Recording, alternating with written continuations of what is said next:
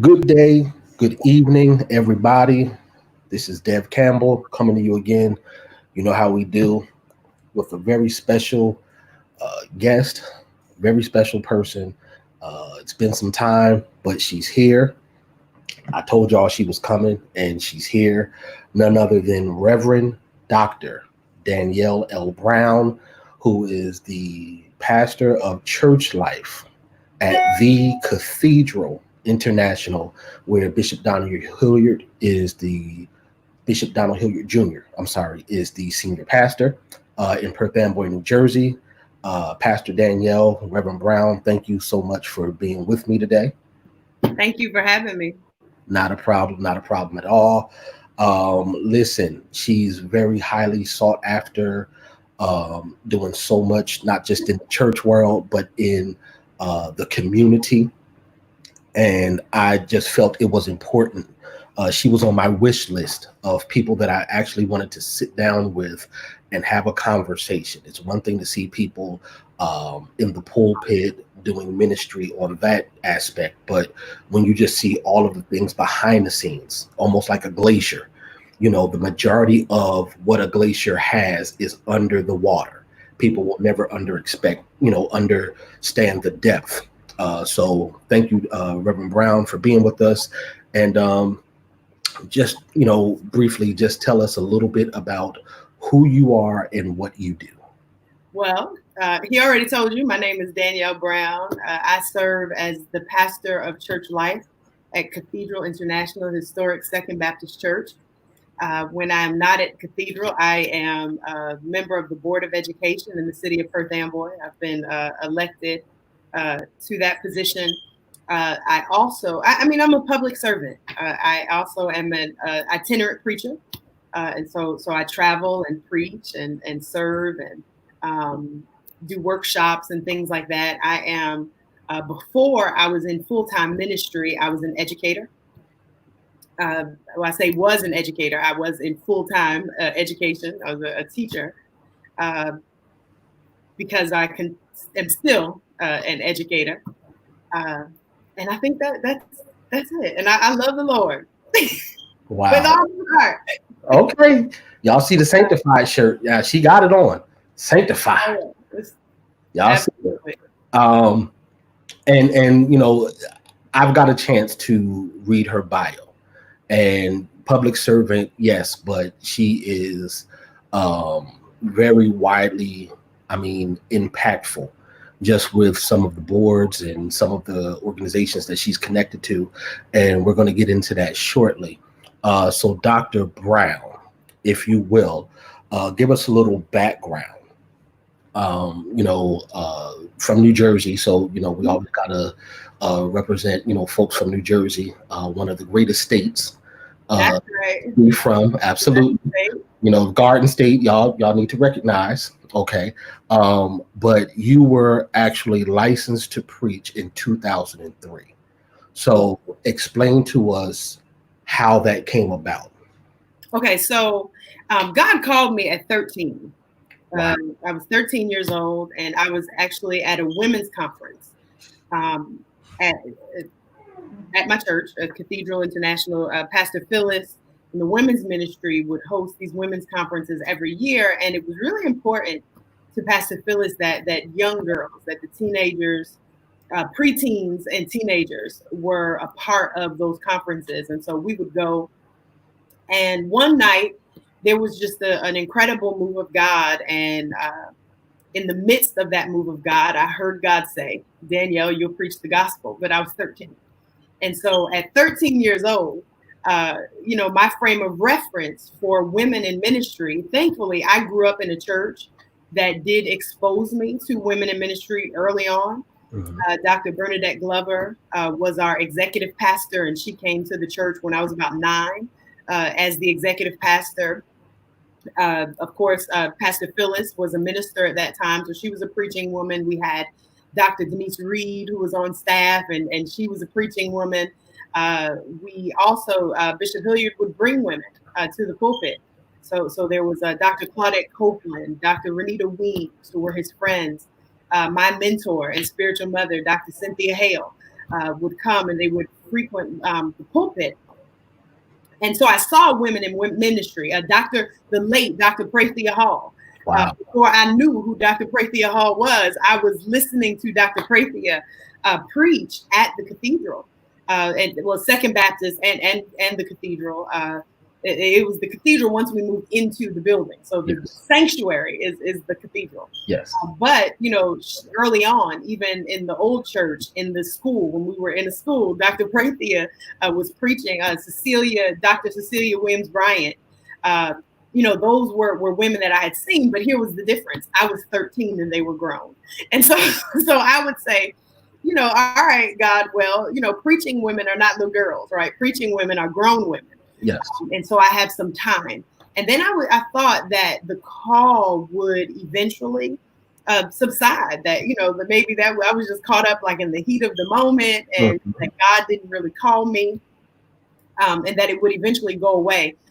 Clearly it did not. And so when I was about 16, I remember riding with Pastor Phyllis, and I said to her, I just want to share something with you. And of course, this is 3 years of wrestling with this call. Like, I want to be a normal kid. Like, I don't want to, be called to ministry, or, preaching women are grown women. I'm not grown yet, so I have time. And I shared with her what I had been wrestling with, because, of course, by this time, it's intensifying, and the desire to honor God and respond to God's call is intensifying.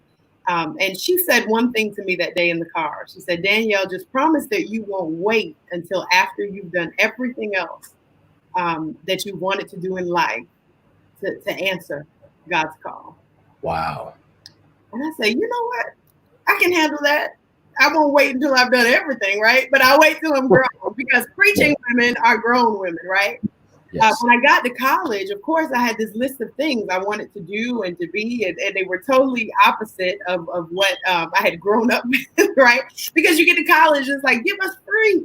And so you kind of reinvent yourself or whatever, and none of that worked. So the call on my life began to intensify in college. And it was at that time, my freshman year, where I reached out to Dr. Glover, and I said, hey, Pastor, I want to have this conversation with you. And her thing was, we just knew it was a matter of time. We're glad, and then she's like, go back to school, make the dean's list, graduate, and we'll talk to you. But that conversation with Dr. Bernadette Glover started for me this period of informal training, that every time I would be home on break, Dr. Glover and I would meet at the Perkins on 22. I don't know if you know about Route 22. Yes. At the Perkins in 22, I think that's North Plainfield. And she would just have conversations with me for an hour or two, ask me how my life was, how was my walk with God, where was I in terms of the call. Fast forward, I graduated college. And not long after, I was licensed to preach. Now, when I was licensed to preach, I was serving at a church in Richmond, Virginia, New Jerusalem International Christian Ministries, which was out of the Mount Sinai Holy Church of America in New Jerusalem. The senior pastor at that time, she's transitioned the senior pastor to her son now, but was a woman by the name of Bishop Olive Chamberlain Brown. Okay. Mama started the church, and her mother was a bishop in the Mount Sinai. Mount Sinai has a legacy of women, female founder, and women bishops, and women serving at the highest levels. And Jerusalem was the hot and popping church, right? Like in that area. I went to Virginia State, and so they would do these midnight musicals. They would do. Everyone wanted to go to Jerusalem, and so I was serving there as watch care. But it was important to Bishop Brown, because she knew that I was just a traveler, that I was just kind of coming through. She had that witness early on. And so she was okay with working in partnership with Bishop Hilliard. And so I was licensed at Cathedral, but I was still serving in Richmond there. Okay. And so, then I was licensed, but I was doing the work. So I had been a bootleg preacher for several years before I actually was licensed. So, then Bishop Hilliard Cathedral decided, like, let's go ahead and, make her official. And so that was done in 2003. Wow. And one of the things that you pointed out, and I think it's so very important, of mentorship. Yeah. And as a young person, we're thankful, that you had those strong women that you could reflect and at least have the right type of example, of, how God could use you, even though he was going to use you in his own specific way, Right. you still had the proper example. And then, with, Dr. Bernadette Glover, just being able to be there, and accept you where you were and to help guide you to the place where you were going to be. So 2003, you're official, you're licensed. What was it like now that you're not the bootleg preacher, like you said, and now you're official and you're at that place wherein you're getting started in ministry? Well, I don't know that much changed because of the license, other than the affirmation, the official affirmation, because I was already doing the work, right? I was already preaching, here and there. I would do like youth revivals and things like that. But I continued to serve. So one of my responsibilities, or one of the things that I did at Jerusalem, I drove the pastor, and I was an adjutant, like I was a driver, and I continued to drive, kept on driving. I still continued to lead prayer meeting. A year before I was licensed, Bishop Brown was going through some restructuring, and one of the responsibilities that she had given me was to lead her elders and ministers, and I did not have a license. And I'm saying to her, ma'am, some of these people have been preaching and leading longer than I have been alive, right? Wow.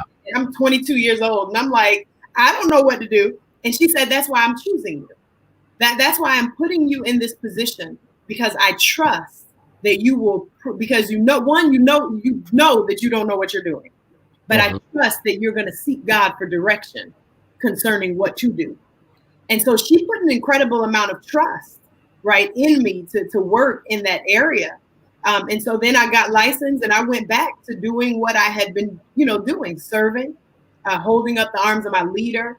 A few months after I was licensed, though, Dr. Glover asked me to join the youth ministry team at the Cathedral. Okay. Now, mind you, I told you I lived in Richmond. Yes. I lived in Richmond, Virginia. And so this is maybe about 6 months. Maybe about 6 months. And now it's 2004. And she asked me to come on board to be a part of, to help lead the youth ministry team. And so twice a month, I would drive from Richmond, Virginia to Perth Amboy, New Jersey. And I would preach teen church in our Asbury Park location at 7:30. Come up to Perth Amboy I live in Perth Amboy. So I would go to Asbury at 7:30, come back to Perth Amboy to preach teen church at 10:30. And then I'd go to the Plainfield location to preach teen church at 6:00 p.m. Twice a month, right? I'd get in my car at the end of that 6:00, get back on the road, back to Richmond, and be at work at George Wythe High School to teach on Monday morning. And I did it twice a month on my own dime. It wasn't a paid position. It wasn't. But listen, I had 3 places to preach every other Sunday and that's what I treated it like. I treated that opportunity the same way I have approached some of the biggest platforms, that I've had the opportunity to be on, with the same level of excellence and desire for God to use me, And so I did that from 2004 to maybe about 2.5 years. I did that, coming back and forth twice a month. And then one time, it was 2005, Christmas was on a Sunday. And Dr. Glover's admin called me to say, hey, Danielle, when are you coming home for Christmas? And I was like, I'll be there Saturday. And so she was like, Pastor wants to talk to you after church. And so I'm like, well, what could I have done that this woman wants to talk to me after church? What in the world could be that important that we need to talk on Christmas Day after service? And so long story short, the conversation was that she and Bishop Hilliard had been in prayer. And they had been talking, and they wanted me to consider coming home to be on staff full time as the youth minister. Now, at the same time, God and I are having this conversation because around '04, I love teaching and I love young people, right? Like I loved being education and being a part of faith for of formation and development of people, right? But I started realizing that my greater passion than teaching in a school setting was to be a part of people's faith formation and development in that sense. And God told every year at the last day of school, my car would be packed and I would come home for the summer. And then August, go back down. Yeah. Every year in August, I would cry from Perth Amboy at exit 10 to the Delaware Memorial Bridge because I was in Richmond without my family, right? And I'm saying, God, when can I go back home? And so finally, one year, the Lord said, you can go this year. And that year was 2005. And I said, okay. I went and I resigned. I said I would not renew my contract, after that year. And then Christmas time came. And Dr. Glover said, and I was like, well, I don't even have to pray about that. I've already been praying about it. I just didn't know where God was going to open the door. So I'll be there in July. And so that's what ended up happening. And so since July 1st of 2006, I have been on full-time staff. So I was already part of the ministry and the leadership in the sense, I was preaching twice a month. And then one year, maybe later in '03, after several months of the back and forth, I got a call on a Friday where Dr. Glover said, we want you to preach, 7:30, which was our main service in Perth Amboy location on Sunday. Will you be ready? And I'm like, yeah, because I had already been preached. So I, had already been in this habit of writing sermons every week and, things like that. And so that was the opportunity that I had to do it. And I guess it's been kind of no turning back like since then. And let me explain to people who have not had the privilege of knowing New Jersey the way we know it or understanding that commute. But from New Jersey, that Perth Amboy, New Brunswick area, going down to Virginia, we're looking at about 5.5 to 6.5 hours. I don't know how fast you drive, but it took me 5 hours flat from door to door. All right. From Perth Amboy to Richmond, it was about a 5 hour. Okay. 5 hour trip. Okay, so 5 hours. It took her 5. See, sanctified. Got the little lead in the foot a little bit, but we're talking about a 5 hour commute for a collegiate student that was coming twice a month and being diligent, being committed, being faithful to the work. And I was in grad school. So I was in grad school. Okay. Teaching full time and twice a month coming back and forth to church. So even at that point, your plate was full. Mm-hmm. Wow. It was. Wow. And serving my local church. Yes. The church in Richmond as well. So serving 2 ministries in 2 different locations while you're working your 9-to-5 job and you're in grad school. Right. And having conversations with God the whole time and still maneuvering and figuring out the path and the placements on your path. Mm-hmm. That's amazing. That's amazing. Oftentimes people, they feel the call and before they have an understanding, they just go, and it goes back to, the proper, mentorship, leadership.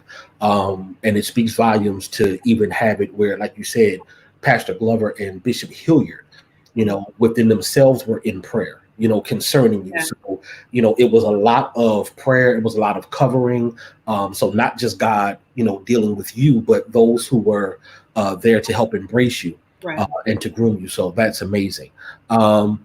Let's talk about the formal training as far as from an educational aspect. I read, again, the bio, and it's just like, oh my goodness. But explain to us just in some of the areas that you have studied and you have been able to acquire that knowledge to help you with who you are today? Okay. My undergraduate degree is in education. I come from a family of educators.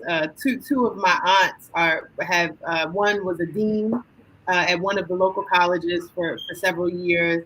Another is a professor at another local college for I think about 40.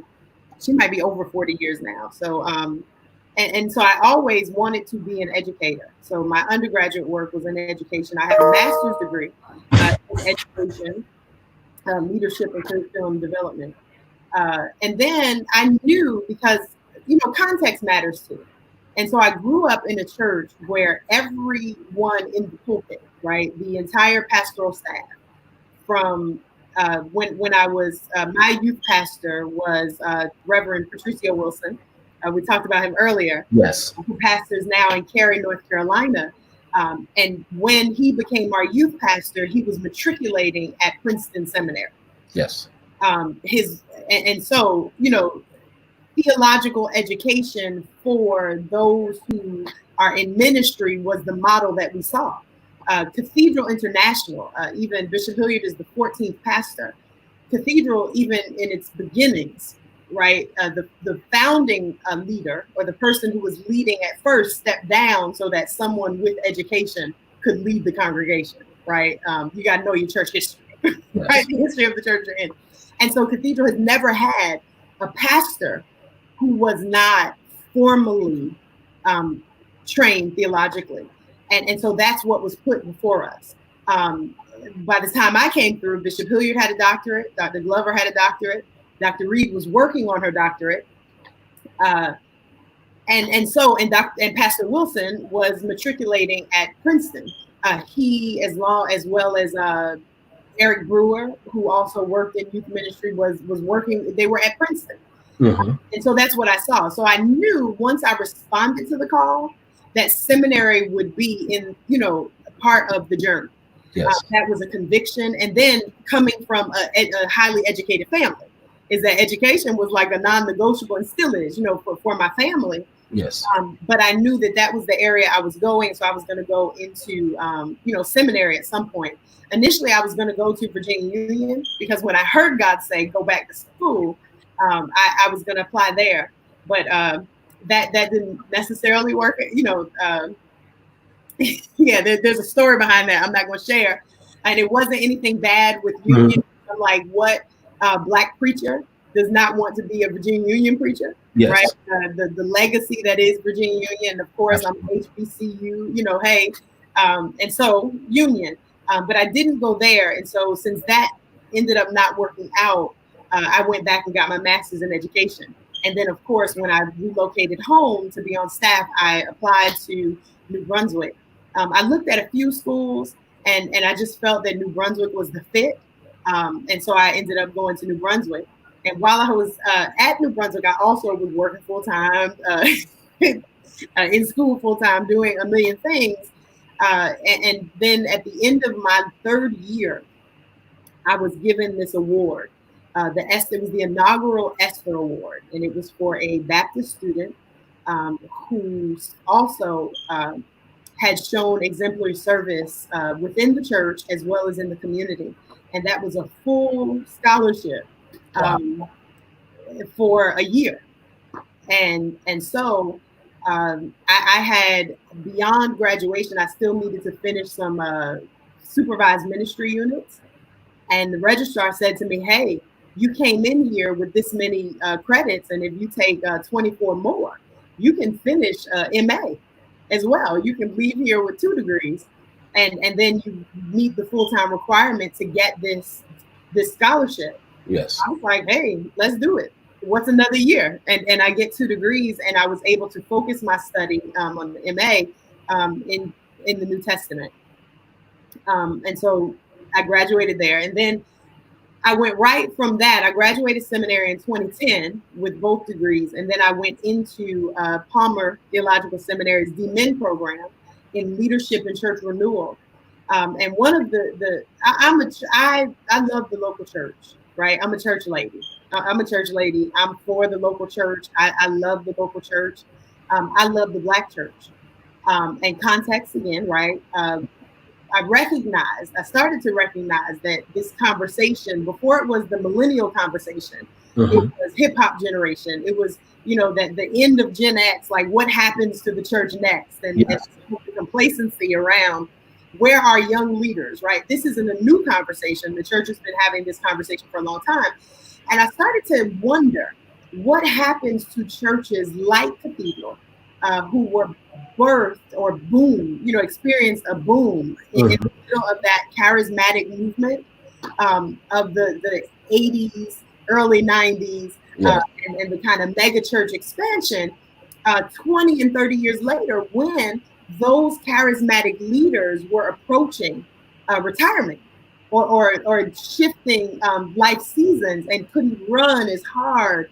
And so I wanted to study that and study models for leadership development that would help another generation of leaders, not necessarily be charismatic leaders, because I'm not sure charisma is something that you can teach. I think, but how can we develop leaders to be the best that they can be in whatever capacity they can be, and create this culture of succession in our churches, that even if senior leadership changes, that there remains a certain culture that exists in that church, that regardless of who the senior leader is, there's some principles and core abilities that are always being taught and always being reproduced in the congregation and in the church and at different levels of leadership, that would help that church to continue to be relevant and continue to experience renewal through the years and things like that. And so that's what I studied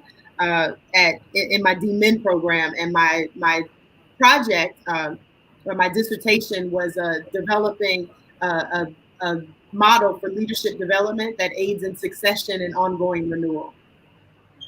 And I revamped our leadership development process in the process of doing that as well. And that's very impactful. That's very much so needed, because growing up in the era that we did, a lot of the leaders, they were not the visionaries that they truly thought, because it was more of building on what we have now. And that was good, but the thought of, okay, when the ones that are, like you said, at the steering wheel driving, there's gonna come a time where you get tired. There comes a time where everyone gets older. So when you get older, who are you looking at as far as succession? Are you grooming them to take the wheel, in 20, 30 years? Or are you just saying, continue to do things how we've done it? And then when, the inevitable comes sometimes, then it's like, okay, what are we going to do?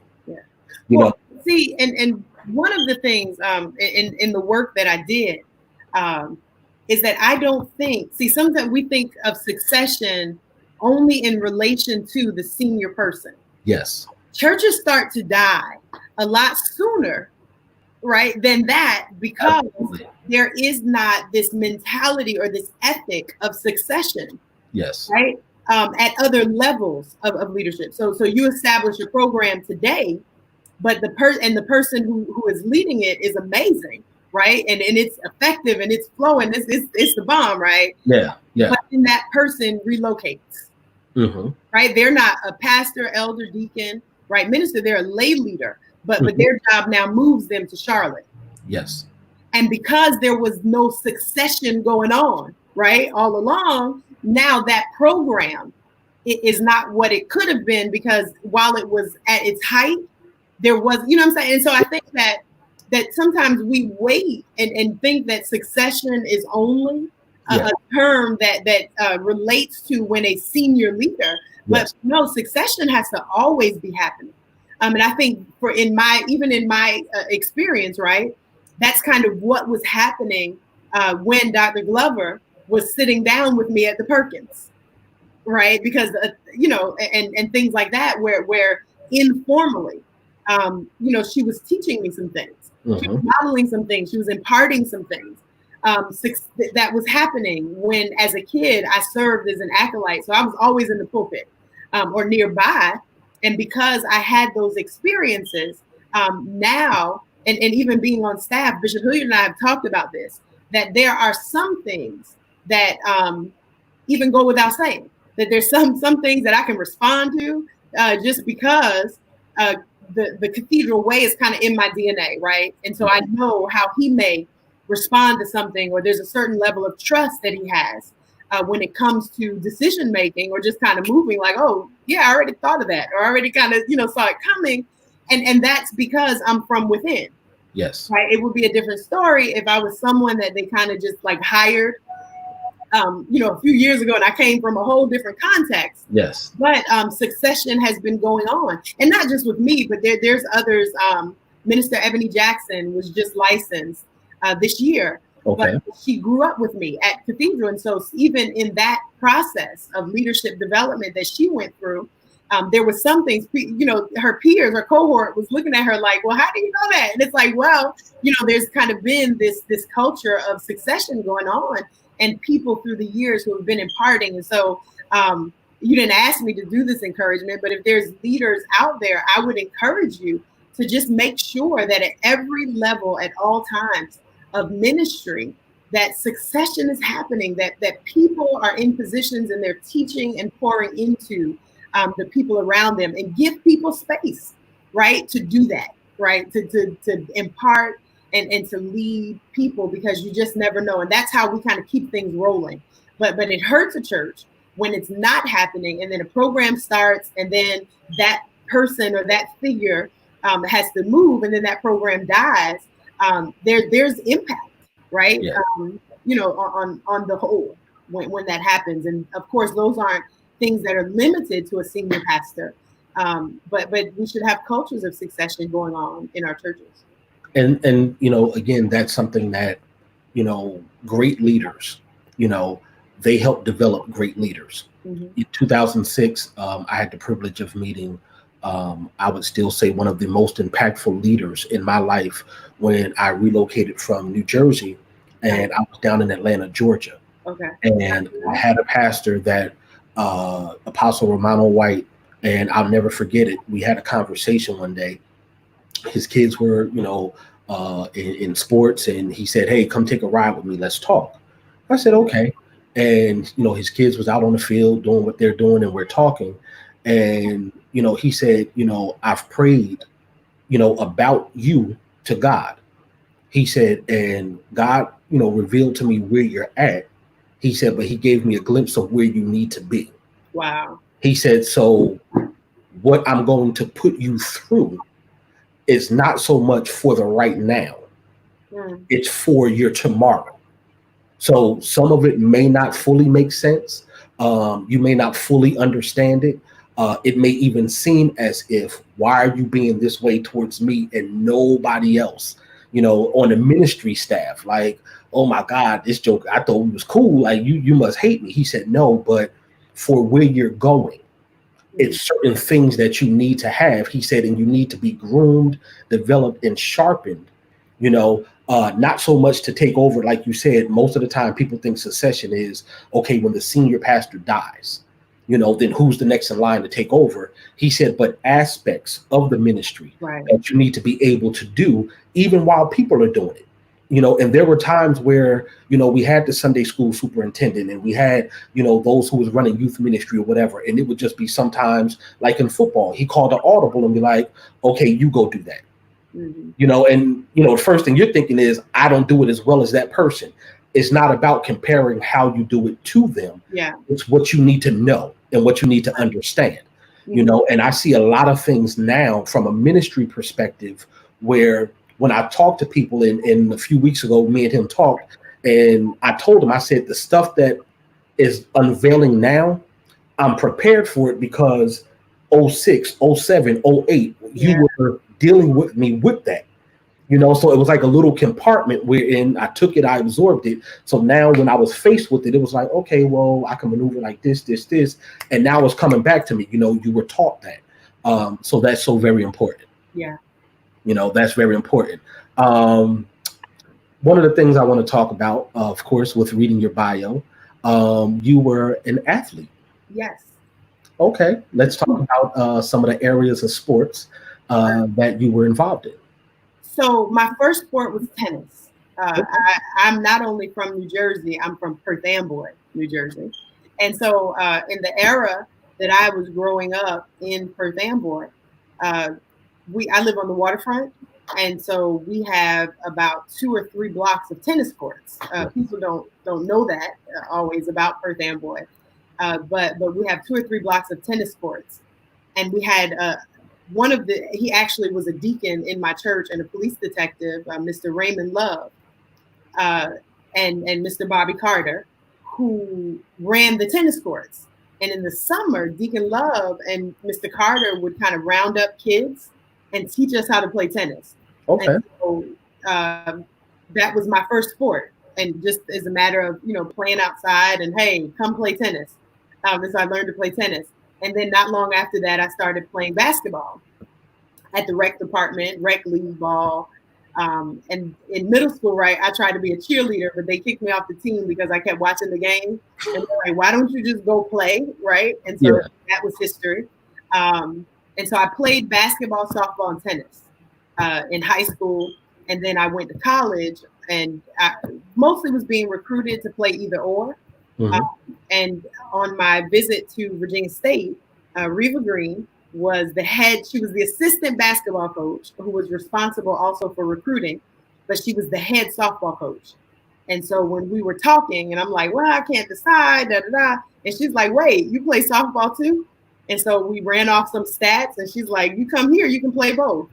And so, I played both. And then I ended up also playing tennis. So I played 3 sports in college.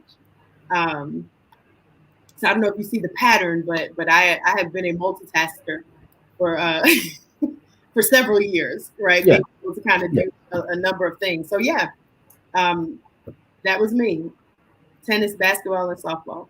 Okay, and I wanted to bring that out because sometimes the aspect is or the impression is preachers just read the Bible all day.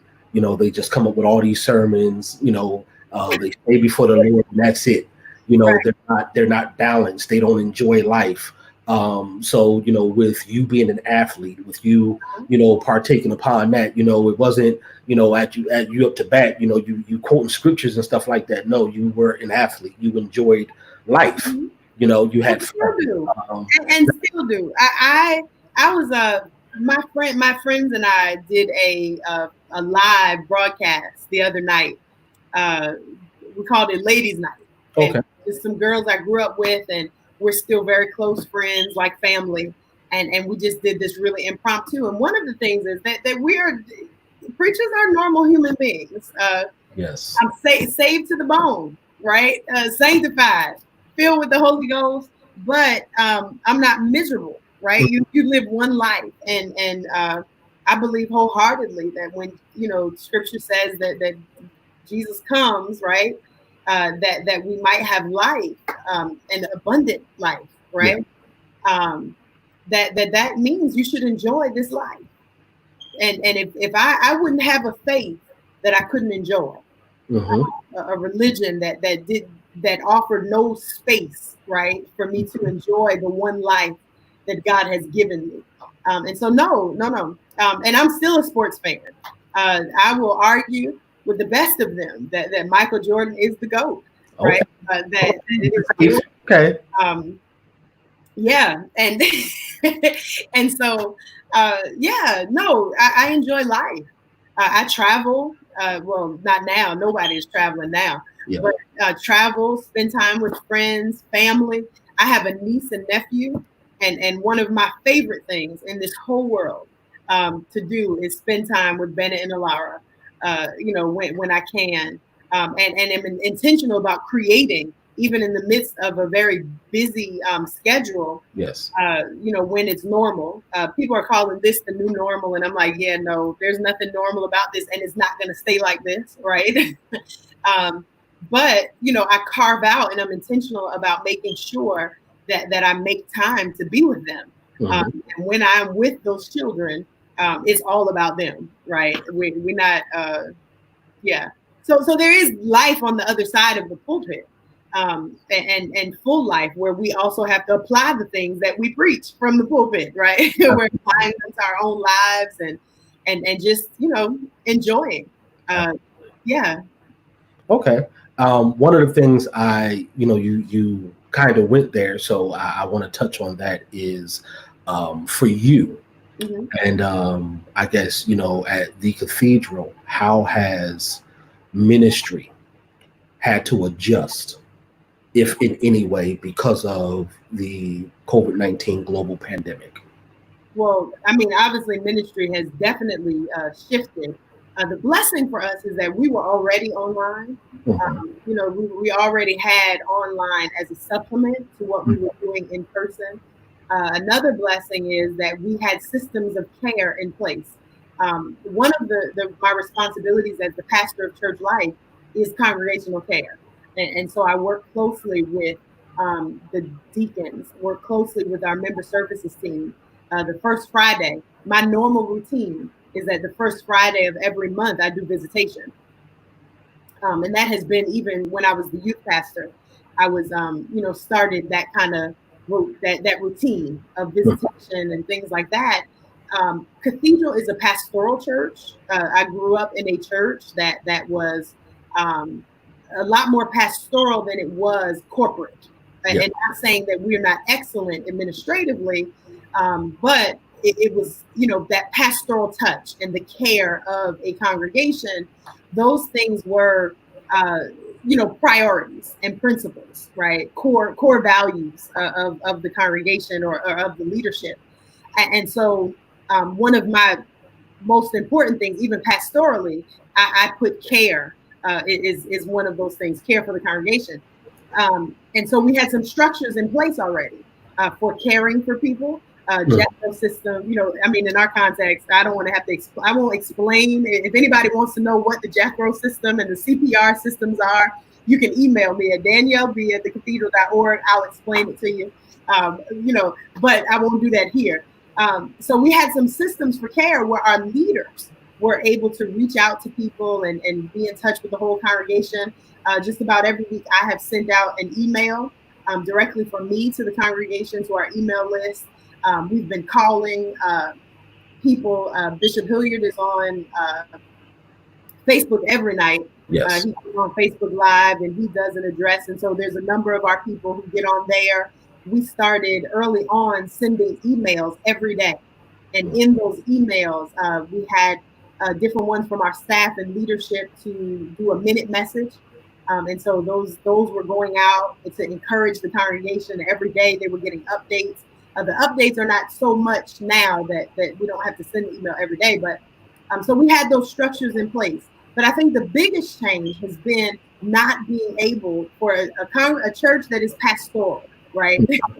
And communal, that our people love to be with each other. I also teach the senior Bible study. So I lead the seniors every Thursday. And so now we're on the phone. We've been on the phone. We stopped them about 2 weeks before the governor shut the state down. Okay. Just for their safety and the things we were hearing. Yeah. We just preferred that, hey, we're going to shift you guys to telephone because we want you to be safe. And so not being able to touch them, not being able to see the people, and you're used to that. So I think that's one of the biggest things. And then with funerals, I've done several funerals, and Cathedral, we do it up. Funerals, ordinations, weddings, baby dedications, house blessings, right? There's a lot of pageantry, there's color, Yes.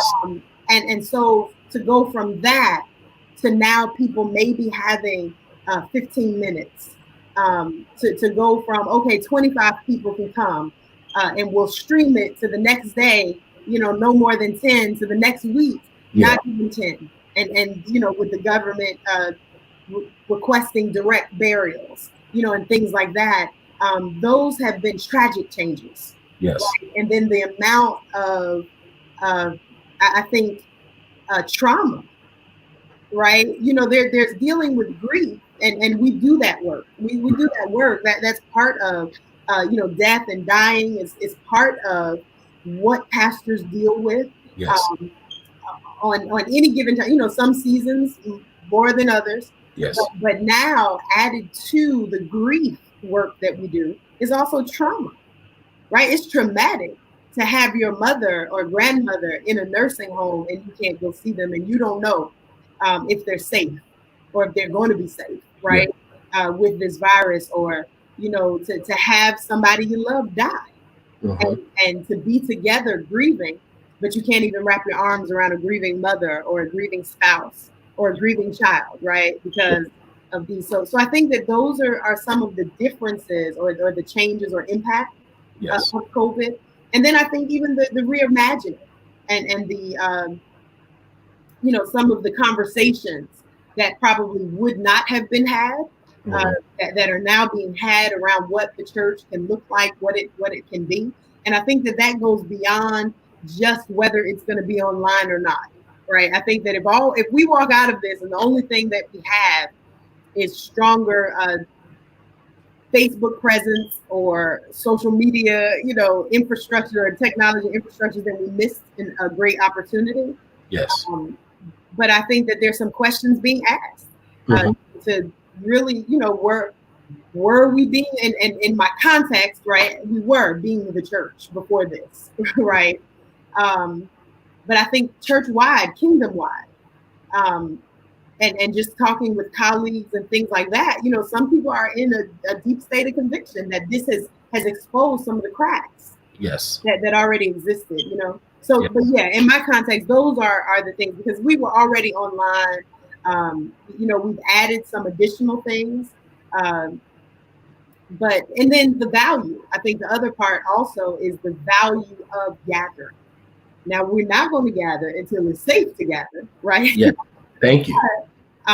For as much as before this, folks were saying people don't really need to go to church, they can come twice a month, or, gathering isn't essential, and, we can just kind of do this online. I think now the time away is proving, not just because of church, right, or doctrine or things like that, but because of humanity. Yes. The way God has wired human beings. Yes. That folks are saying, when the church doors open, I've had them tell me, like, Pastor, I was coming once a month, but when those doors open, like, and it's safe, you can count on me to be there, because I didn't realize how necessary my faith formation and the people, right, in the church that make up the faith community were necessary. Like, in my life, it's like I undershot that. So yeah, I hope that answers your question. I know that it does. And one thing that I wanted to do is to kind of just bring more of an idea, with how, the cathedral is. Definitely a love church, so, folks love to greet you. Everybody's going to talk to you, embrace you. And that fellowship model is like none other. No one has church like the Cathedral, Second Baptist there in Perth Amboy. And, like you said, even with, people being appreciative, I've had folks that I've talked to that consider themselves introverts. Yeah.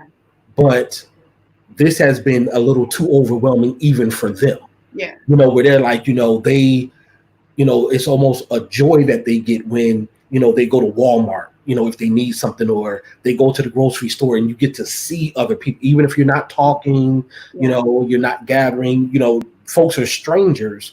But I think this has all played, a very hard ordeal on a lot of people, really being quarantined.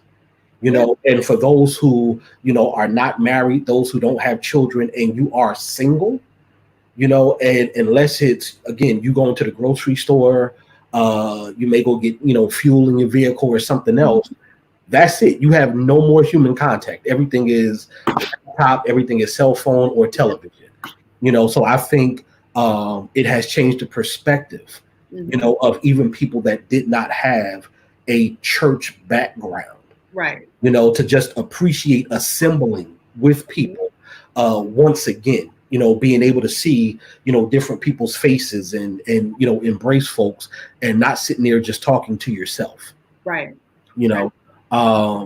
So one of the things I want to ask you before we wrap up is, we know a little bit of the history of Dr. Brown. We know a little bit of the current, and the preparation and the education and sports and all of that.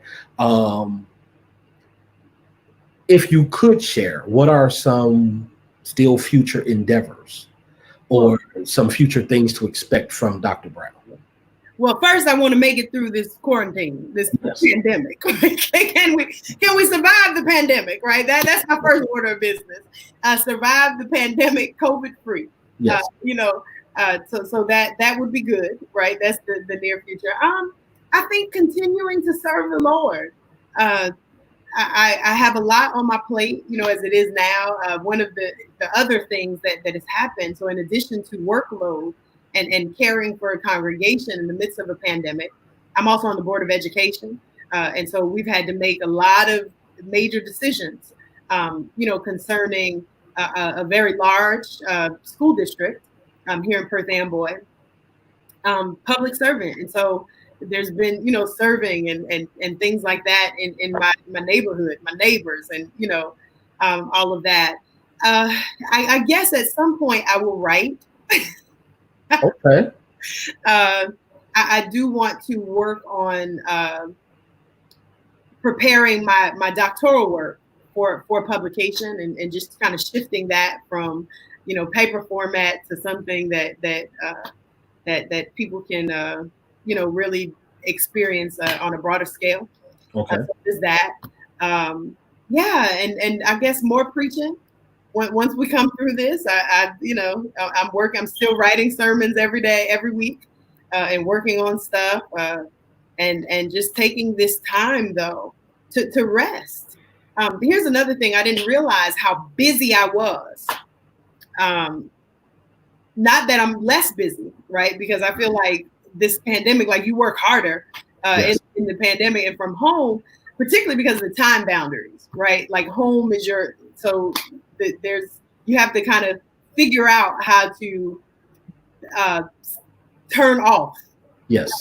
Right? That once 6 o'clock comes, like don't do any more, church work. But It's hard because you're in the same space that you've been doing church work all day long, right? Absolutely.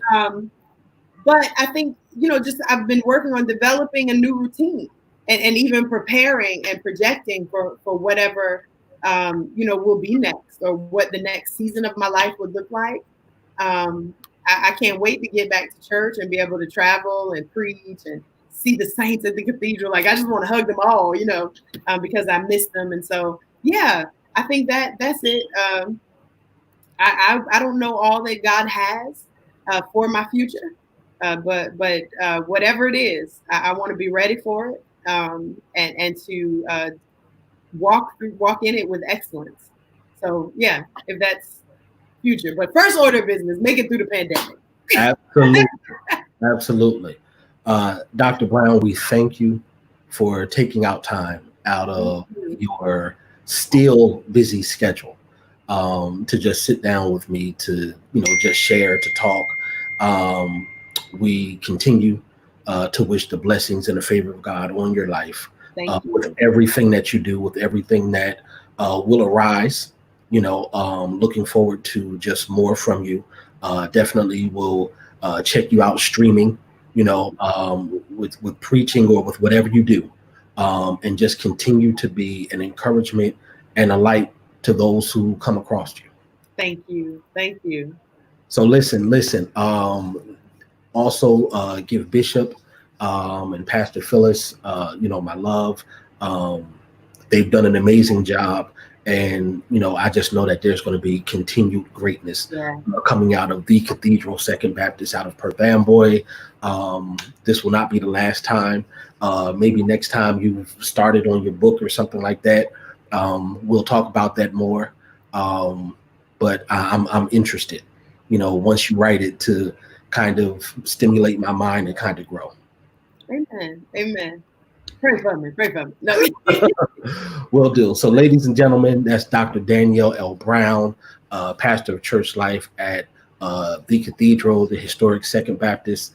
Listen, she's doing some amazing things. Make sure you check her out, live stream, YouTube, She's definitely got a word that will impact your life, and we just appreciate her. And Dr. Brown, thank you once again.